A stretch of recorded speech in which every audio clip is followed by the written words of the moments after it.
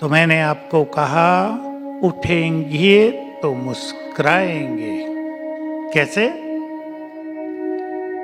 याद करना, हे प्रभु, हम उसे शिव बाबा कहते हैं, आपने मुझे सब कुछ दिया, आपको बहुत बहुत शुक्रिया। करेंगे या नहीं? दिया ना सब कुछ, आपको तो बहुत ज्यादा दिया, मान सम्मान भी दिया, धन दौलत भी दी, भाग्य भी दिया, उसे शुक्रिया करो। दूसरा संकल्प हमेशा, मैं इस संसार में बहुत बहुत भाग्यवान हूं। सच्चे मन से आप कर दो, मैं सक्सेसफुल हूं, मैं बहुत हैप्पी हूं, I am a happy person, मैं तनाव से मुक्त हूं, मैं समस्याओं से मुक्त हूं, मैं विघ्नों से मुक्त हूं, मैं बहुत सुखी हूं। सवेरे उठकर आप अपने पेशेंट्स के लिए भी ये संकल्प भेज सकते हो, ये पेशेंट बहुत जल्दी ठीक हो जाएगा, उसका जीवन सुखी हो जाएगा, ये व्यक्ति बहुत एनर्जेटिक हो जाएगा। पहले 5 मिनट में ऐसे सुंदर संकल्प कर लेना। जरूरी नहीं आप 4 बजे उठते हो, ये प्रक्रिया 6 बजे तक बहुत अच्छी तरह से काम करेगी।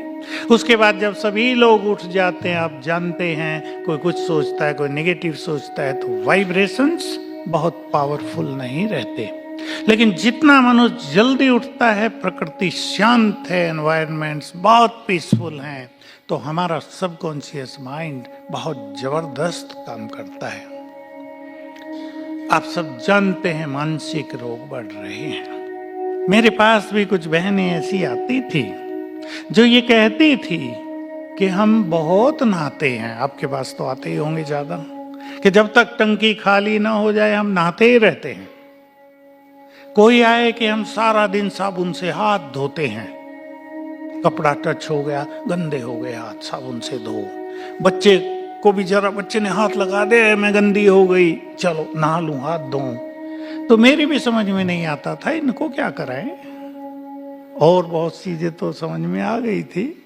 तो एक से मैंने बात की, मेरे पास मिलने आई एक बहन, मैंने कहा तुमको तो पता है ना टंकी में पानी खाली हो जाएगा, बच्चे कहाँ से नहाएंगे, तुम्हारा पानी घर में भी तो चाहिए। कहा मुझे सब पता है पर मैं कंट्रोल नहीं कर पाती हूँ। तो मैंने उसकी बात को सुनकर उसको, मैं एक्सपेरिमेंट करना चाहता था, ये बात 3 साल पहले से ही शुरू हुई है। मैंने उसको कहा तुम सवेरे उठकर 108 बार लिखना शुरू करो, मैं मास्टर सर्वशक्तिवान हूं। और चमत्कार ये हुआ, 5 दिन में उसकी आदत छूट गई। ओसीडी कहते हैं ना आपके भाषा में।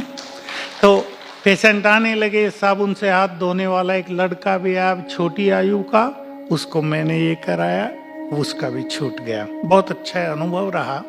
डिप्रेशन और इंसोम्निया के पेशेंट्स को मैंने छोटी छोटी चीजें कराई। देखिए आपको बहुत काम आएगी और मुझे बहुत खुशी होती है जब ऐसे लोग ठीक हो जाते हैं।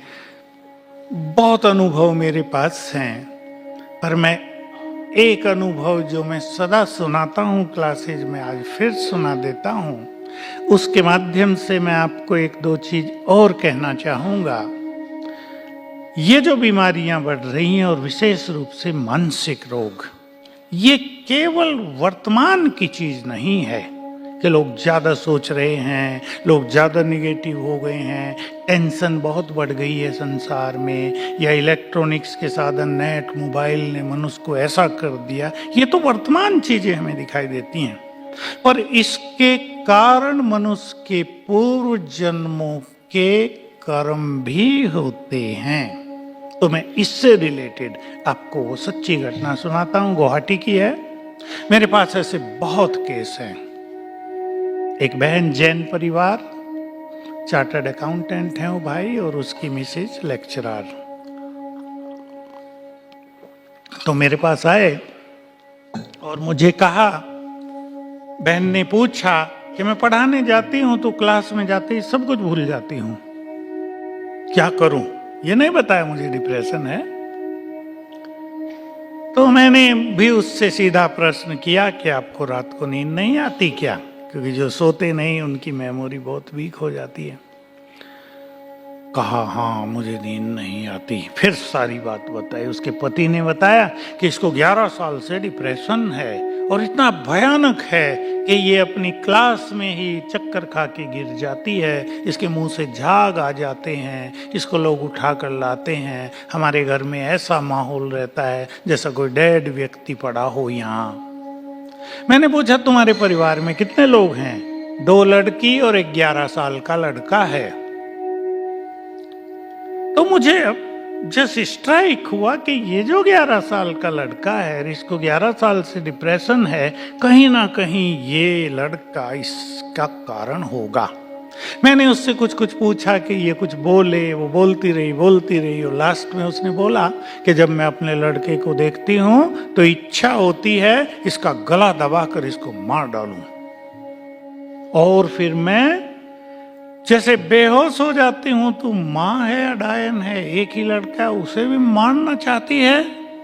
कहा मेरा हाल बिगड़ जाता है, डिप्रेशन हो जाता है गहरा। 2-3 दिन में मैं संभलती हूँ, फिर वही विचार आता है इसका गला घोट दूं, इसे मार डालूं। अब आप योग करेंगे तो आपको पता लग जाएगा। हम लोग योग करते हैं, जब ऐसे केस आते हैं तो मैं भी अपना कनेक्शन ऊपर जोड़ लेता हूँ ऑलमाइटी से। तुरंत मुझे आ गया। मैंने उसे कहा तुम और ये लड़का दोनों पूर्व जन्म में शत्रु थे, तुमने लड़ाई हुई दोनों की, तुमने उसका गला पकड़ा, उसने तुम्हारा पकड़ा, उसने तुम्हें मार दिया था, तुम असफल हुई थी। अब वही तुम्हारा शत्रु तुम्हारे घर में जन्म लेकर तुम्हारा बच्चा बन गया है। बच्चा है, बदला नहीं ले सकती, लेकिन इच्छा होती है, जो इनकम्प्लीट डिजायर थी वो जगती है, और शत्रु है वही आत्मा, इसलिए प्यार भी नहीं दे सकती। तो मैंने उससे 2-3 चीजें सिखा दी। एक सिखाई कि रात को सोने से पहले तुम्हें 108 बार लिखना है मैं एक महान आत्मा हूं। इस बच्चे को, जो आत्मा पूर्व जन्म में तुम्हारी शत्रु थी, इसे क्षमा कर दो, क्योंकि वो तुम्हारा बच्चा है, तुम उसे मार नहीं पाओगे। तुम इसे क्षमा कर दो सच्चे मन से।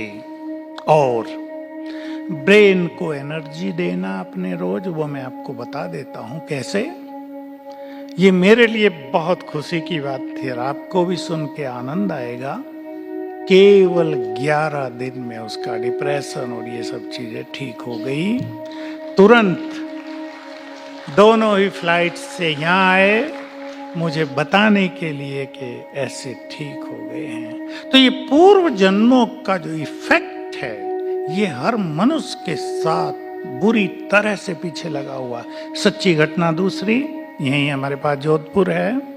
जोधपुर का एक सीनियर डॉक्टर बहुत बीमार हो गया, रेफर कर दिया जयपुर, ठीक ही नहीं हो रहा, मृत्यु की ओर बढ़ रहा था। उनके परिवार, उसका फ्रेंड एक हाई कोर्ट का वकील है जो हमारे यहाँ बहुत ज़्यादा एक्टिव है। तो परिवार वालों ने उसको कहा कि भाई आप लोग ज्ञान ध्यान करते हो, देखो बच सकता है हमारा व्यक्ति। तो उन्होंने भगवान को भोग लगवाया, और जो सिस्टर ट्रांस में गई उसने एक सीन देखा कि पिछले जन्म में ये राजकुमार है, बगीचे में बैठा है, एक ब्राह्मण ने प्रवेश किया है, दोनों में बातचीत हुई, विवाद हुआ, झगड़ा हुआ, और इसने तलवार निकाली और उसको मार डाला। उसका श्राप इसको कष्ट दे रहा है। अगर ये उससे क्षमा मांग ले तो कुछ हो सकता है। अब इस डॉक्टर को, जो बिल्कुल ऐसा समझ लो बिल्कुल मूर्छित जैसा था, रियलाइज हुआ इट्स ट्रू, और उसने वहीं हाथ जोड़े। लोगों ने देखा, ब्राह्मण देवता मैं आपसे क्षमा चाहता हूँ, मैंने क्रोध में आपकी हत्या की थी, आप प्रसन्न हो जाओ, अपना श्राप वापस ले लो। और ये बहुत ही सुंदर बात थी। 15 दिन में डॉक्टर ठीक होकर वापस अपने घर आ गया। जोधपुर की घटना है।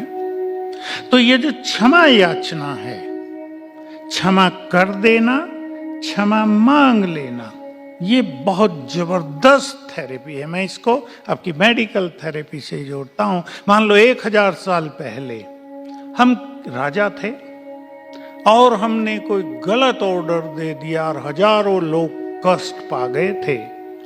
उनकी बैड एनर्जी अब तक भी हमसे जुड़ी हुई है। इसलिए आप देख रहे होंगे आजकल यंग लोग डिप्रेशन में, ज्यादा यंग लोग, क्योंकि वो बैड एनर्जी काम कर रही है। अगर हम ये क्षमा याचना की बात सिखा दें, और मैं एक महान आत्मा हूं, रात को सोने से पहले लिखा दें। रात को जब हम सोते हैं, पुनः हमारा सबकॉन्शियस माइंड एक्टिव हो जाता है और रात को हमारे सबकॉन्शियस माइंड में मैक्सिमम हीलिंग एनर्जी होती है। डॉक्टर सभी इसको यूज करेंगे।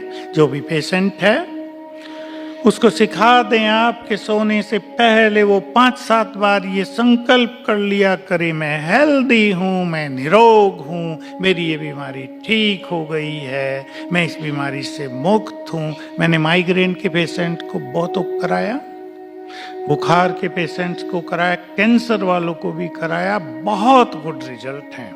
तो रात को हमारा subconscious mind according to psychologist ये सुप्रीम सर्जन है। रात को सबकॉन्शियस माइंड वो बहुत जबरदस्त हीलिंग करेगा सारी रात और बहुत फायदा होगा पेशेंट को।